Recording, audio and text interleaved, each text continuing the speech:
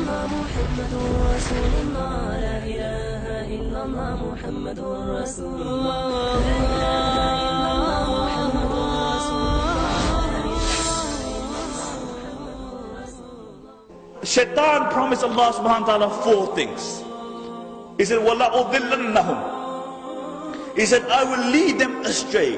And you look at majority of humanity today, instead of becoming the servants of Rahman, they are the servants of Shaitan. Then he said, وَلَأُمَنِّيَنَّهُمْ.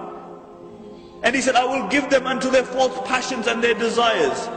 And subhanAllah, you can broadly define false passions and desires into 2. One are your carnal desires, your desire for the flesh.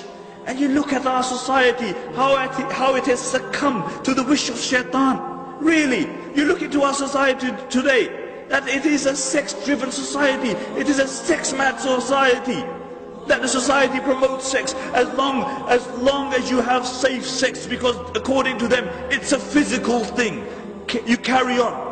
Whilst Islamically it's a spiritual thing. When a husband comes to his wife, he recites du'as, and Allah subhanahu wa ta'ala safeguards that child. And the ulama write that this is the first right of the child, because it's a spiritual thing. And you look at our society today, that if by the age of 16 you haven't broken your virginity, there's something wrong with you. This is what society promotes. Although a real man is not him who goes with the flow, a real man who can stand up for the sake of Allah subhanahu wa ta'ala, who can stem the tide of society, because he believes that he's going to stand in front of Allah subhanahu wa ta'ala. And this is why out of the 7 people who will be under the shade of Allah subhanahu wa ta'ala on the day of judgment, will be that young man, nasha'a fi ibadatillah, who grew up in the worship of Allah subhanahu wa ta'ala. He will be under the shade of Allah subhanahu wa ta'ala. So the first form is your carnal desire. وَلَأُمَنِّيَنَّهُمْ. I will give them unto the carnal desires. The second, that Shaitan will delude you in believing into false aspirations of this dunya. He will make you believe in false aspirations of this dunya, and he will make this dunya the purpose of your life. Not only will he make this dunya the purpose of your life, he will not give you time to even think about the purpose of your life. And subhanAllah, how you see how the promise of Shaitan is coming to pass. You know, they give you your TV sets, and then they give you your videos, and then they give you your DVDs, and then they give you your satellite channels, so you have more channels than you can even count. And then they give you your mobile phones, and then they give you voice activated mobile phones, and then they give you your camera phones, and then they give you your video phone, and then they give you the internet, and then they give the internet on your mobile phone. So like the posters say, you can shop until you drop dead. And when you drop dead, the same Shaitan will say, La talumuni, lumu anfusakum. Don't blame me, blame yourself. I called you and you obliged. And you will be suckered like the billions who were suckered before you. So the second promise of Shaitan was, وَلَا أُمَنِّيَنَّهُمْ. The third promise of Shaitan was, وَلَا أَمُرَنَّهُمْ فَلْيُبَتِّكُنَّ أَذَانَ الْأَنَامِ. I will command them, and they will slit the ear of the cattle. What the mushrikeen would do is that they would slit the ear, and they would slit the animal, and they would let it on the name of their gods, and they would let it walk, and wherever it fell, it was halal for the males and it was haram for the women. This is what they would do.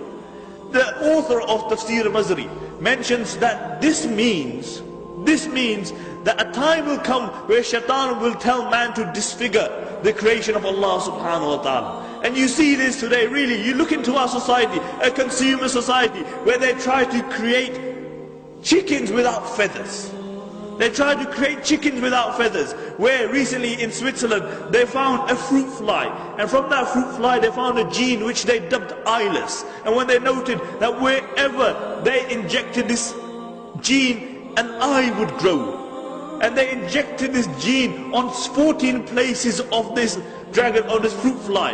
And on 14 places on the anatomy of the fruit fly, eyes grew. See, this is man playing God, playing with the creation of Allah subhanahu wa ta'ala. But it doesn't stop there. You look at those who reach the pinnacle of success. Really, look at those people who reach the pinnacle of success. Those like Michael Jackson. You know, this guy was a good looking person a few years ago. But he reaches the pinnacle of success, and then he's deluded by the dunya. He even thinks that there must be some more contentment out there. But doesn't really realize that the only contentment is the contentment of the heart. The only time you can really have contentment is when you recognize your creator. And then what does he do? He starts playing around with his features. He starts disfiguring his features.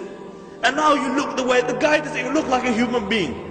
Because this is what Shaitan said, I will command them and they will change. Disfigure the creation of Allah subhanahu wa ta'ala. And the fourth promise of Shaitan is, وَلَأَعْمُرَنَّهُمْ فَلْيُغَيِّرُنَّ خَلْقَ اللَّهِ. I will command them and they will change the creation of Allah subhanahu wa ta'ala. Subhanallah. You know, the traditional interpretation for this verse was, to shave the beard was to change the creation of Allah, because this was a sign of a man.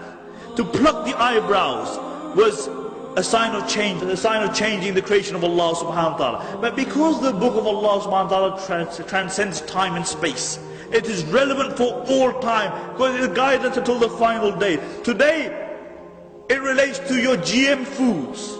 This is changing the normal process, changing the creation of Allah subhanahu wa ta'ala. See, when they take the antifreeze gene from the Arctic fish, and they inject it into your tomatoes so they have longer shelf lives. This is playing with the creation of Allah subhanahu wa ta'ala. Because believe it or not, fish don't have relationships with tomatoes.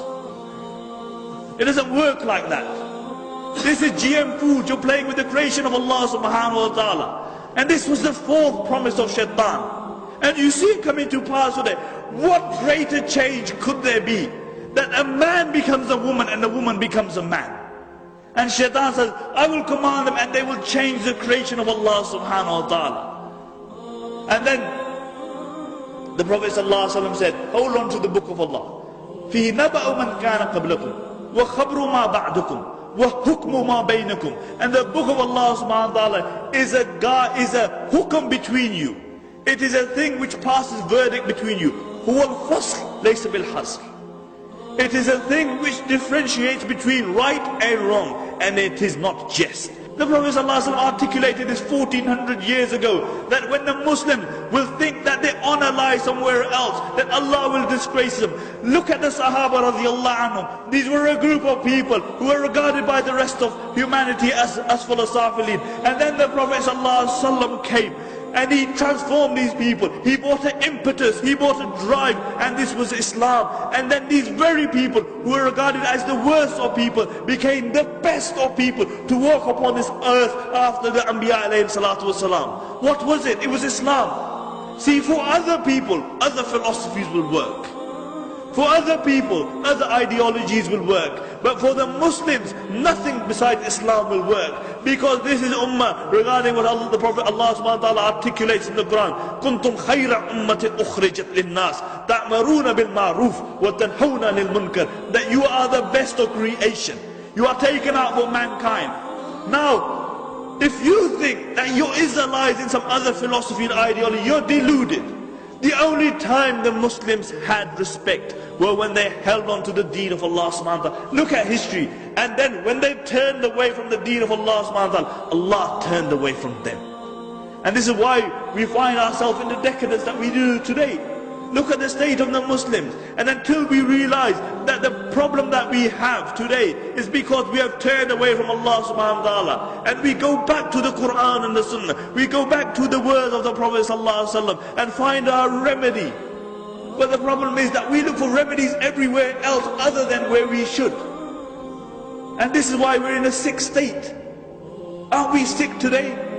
Aren't the minds of the youth confused? What should we hold on to? Aren't the hearts sick?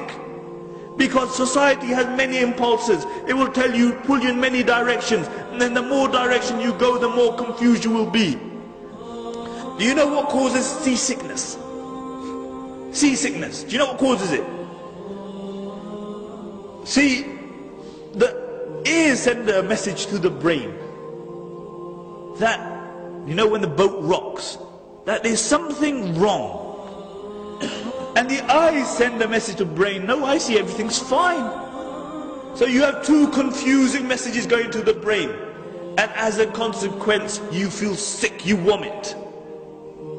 You feel sick. And this is why today you will find that the Muslim Ummah is sick, because we are pulled in so many directions. The minds are sick, the hearts are sick, the brains are confused. And the only thing which remedies seasickness is what? That when you come up to the top deck and you look at something which is totally straight, like the horizon, then all the confusion is removed. And similarly, there is only one guidance for us. And Allah subhanahu wa ta'ala states this in the beginning of Surah Qaf. He says, Alhamdulillahi allazi anzala ala abdi al-kitaba wa lam yaj'al lahu iwaja. All praise be to Allah subhanahu wa ta'ala, who has revealed on the Prophet sallallahu alaihi wasallam, his servant, a book, and he has left no crookedness in it. And until we return to a book which has no crookedness, we will remain in the confusion that we find ourselves in today. May Allah subhanahu wa ta'ala make us from amongst those who follow the sunnahs of the Prophet sallallahu alaihi wasallam. May Allah subhanahu wa ta'ala make us from amongst those in a time of fitna. Go back to the book of Allah subhanahu wa ta'ala. May Allah subhanahu wa ta'ala keep us united in this dunya. And may Allah subhanahu wa ta'ala reunite us in Jannatul Firdaus. Subhanakallah wa bihamdika.